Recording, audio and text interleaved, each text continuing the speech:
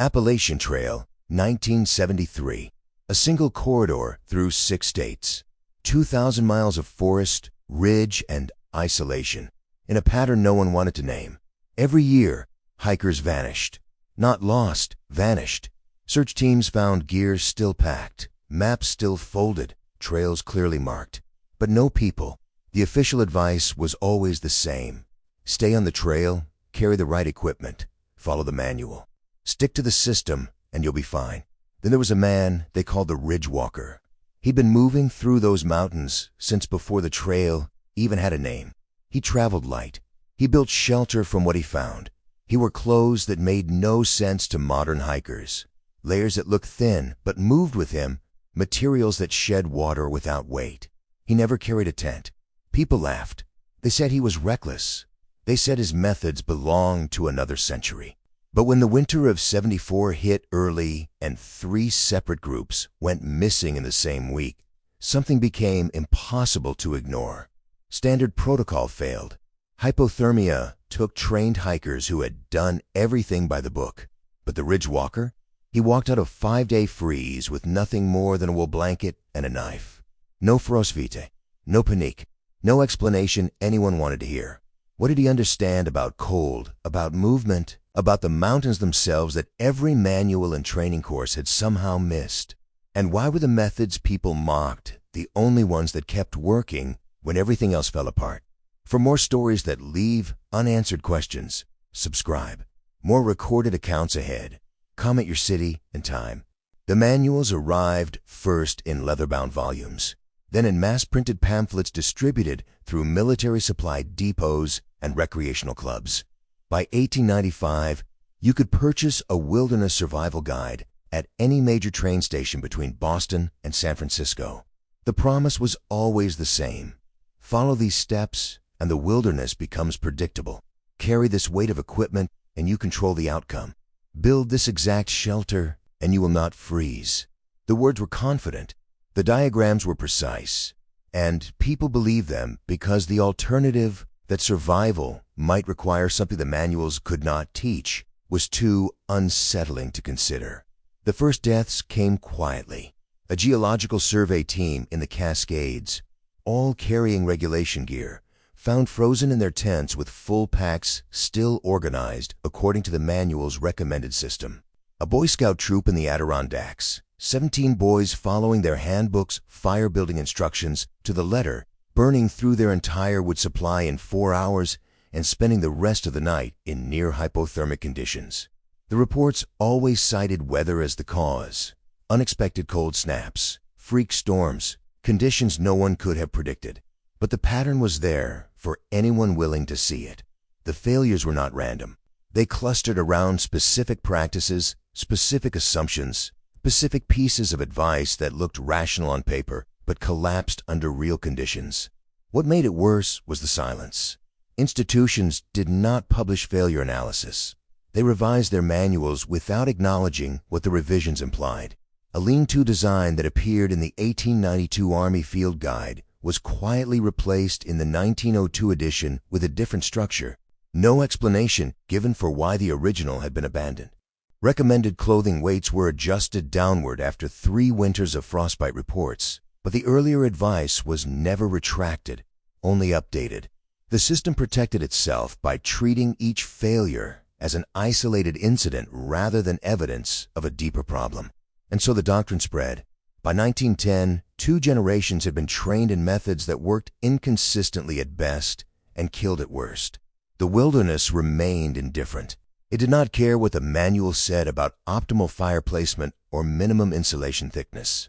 It cared about results, and the results were accumulating in ways that would soon become impossible to ignore. He emerged from a kind of childhood where mistakes had immediate consequences. Born in 1862 in the northern Appalachians, he learned to move through winter forest before he learned to read. His father had been a timber cruiser who spent 8 months of the year away from settlements. And the boy went with him, starting at age 7. There were no manuals in that world. There was only what worked and what killed you, and the gap between the two was often measured in hours.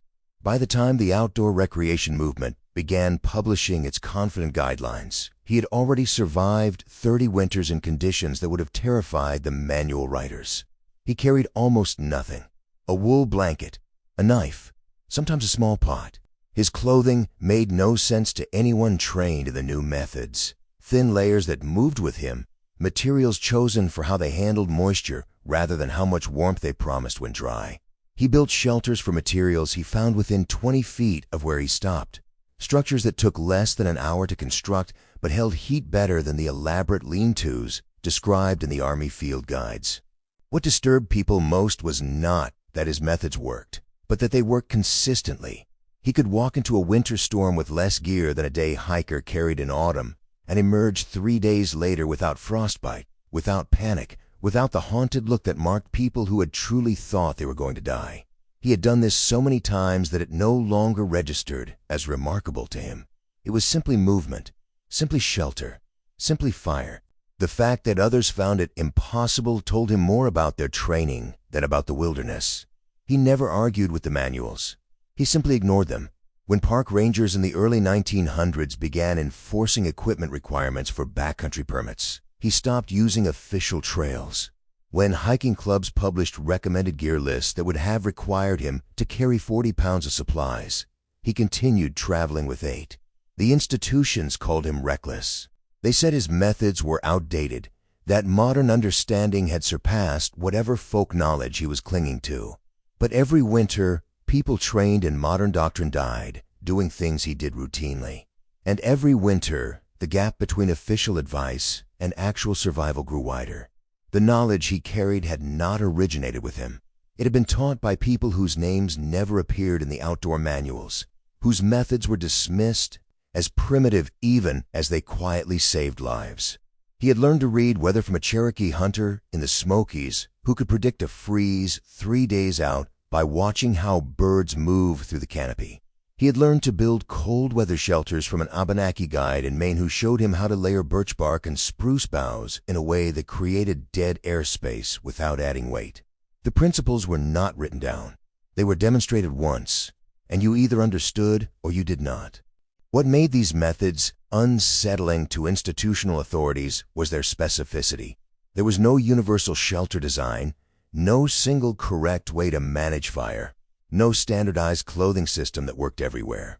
Instead, there were techniques calibrated to specific conditions: mountain cold versus valley cold, wet snow versus dry snow, wind that came from a north versus wind that came from a west. The teachers did not explain the physics. They simply showed what worked in each situation and expected you to recognize the pattern. A fire built against a rock face in still air required different wood in different placement than a fire built in open wind. Clothing that kept you alive at 10 degrees below zero in dry cold would kill you at 20 degrees above zero in wet cold. The manuals tried to average these variables into single recommendations. The traditional knowledge kept them separate because the land kept them separate. By the time the Forest Service began training rangers in the early 1900s, most of the original teachers were dead or had withdrawn so far into remaining wilderness that contact was rare. Their methods survived only in the practices of men like him, frontiersmen who had learned before the institutions convinced everyone there was a better way. When he encountered younger outdoorsmen struggling with the official techniques, he sometimes offered advice. Most ignored him. They had been taught that modern understanding had surpassed whatever folk wisdom he represented. But a few listened, and those few noticed that his methods did not just work slightly better. They worked in conditions where the manual's methods failed completely. The knowledge was not primitive. It was simply older than the institutions wanted to admit, and far more reliable than anything they had managed to codify.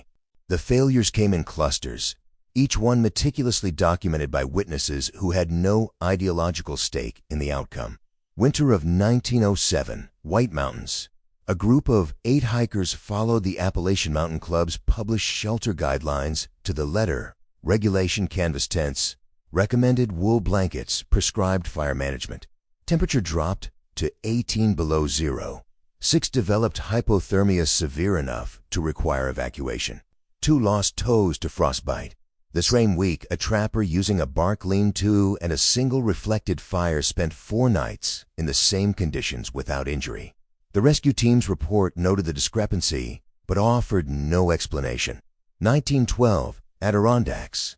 A Forest Service patrol carrying full regulation winter gear, 42 pounds per man, became stranded when an early blizzard closed their route. They had exactly what the manual specified: heavy tents, thick sleeping bags, surplus rations, emergency flares. They were found after 5 days. 3 men had severe frostbite. 1 had died of exposure despite being inside a tent with 2 others. The search party included a local hunter who had traveled to reach them carrying 8 pounds of gear and a wool blanket. He showed no signs of cold stress. His report was filed and forgotten. The pattern repeated with such consistency that even institutional observers began to notice. Army cold weather training exercises in Iraqis consistently produced higher casualty rates than civilian trappers working the same terrain in worse conditions. Hiking club expeditions equipped according to published best practices required rescue at twice the rate of unaffiliated outdoorsmen traveling light. The data existed in scattered reports, medical records, and rescue logs, but no central authority compiled it. To do so would have meant acknowledging that the entire framework of modern outdoor doctrine was producing worse outcomes than the methods it had been designed to replace. What made the evidence truly damning was its simplicity. This was not a question of interpretation or theory. It was bodies. Some people froze, and some people did not. And the difference correlated not with equipment quantity or institutional training, but with whether they were using traditional methods or modern ones. The wilderness was conducting an experiment that no one had authorized, and the results were unambiguous. The manual was wrong. The old ways worked, and the institutions had built their reputations on telling people the opposite. The shift happened quietly, without announcement or acknowledgement. By the 1920s, experienced park rangers were building shelters that looked nothing like the designs in their training manuals. Search and rescue teams were carrying gear loads that violated official policy. Too light, too improvised, too reliant on materials found in the field. When questioned, they cited practical experience. They said the conditions demanded it. They never mentioned where the techniques had actually come from. A Forest Service handbook published in 1928 recommended a shelter design that was nearly identical to the bark and bough structures indigenous builders had been using for centuries. The manual called it an innovation in lightweight winter camping. No attribution was given. A Boy Scout guide from 1933 described a fire management system that matched exactly what the Cherokee hunter had taught 40 years earlier. Small, hot fires built close to reflective surfaces rather than large open fires that consumed wood without producing useful heat. The guide presented it as modern understanding of thermodynamics. The knowledge was the same, only the claimed origin had changed. What made the adoption so unsettling was its incompleteness. The methods were integrated, but the teachers were erased. Ranger training programs taught traditional shelter construction without mentioning it was traditional. Survival courses prescribed clothing systems developed through generations of indigenous cold weather travel without acknowledging the development. The institutions took what worked and rebranded it as their own discovery, as if the techniques had emerged from laboratories and field tests rather than from people they'd spent decades dismissing as primitive. By the time the Appalachian Trail was formally established in 1937, the disconnect had become total. The official doctrine was now teaching methods that had been mocked as outdated 30 years earlier, but teaching them as if they represented modern progress. The old woodsman, now in his 70s, sometimes encountered younger rangers who tried to teach him the very techniques he had learned as a child. They spoke with the confidence of people who believed they had solved an ancient problem. He did not correct them. The wilderness would do that eventually. The knowledge survived because it worked, not because anyone remembered where it came from. The land rewarded results and punished theory regardless of who claimed credit. That had always been true. It would remain true long after the institutions and their manuals were forgotten.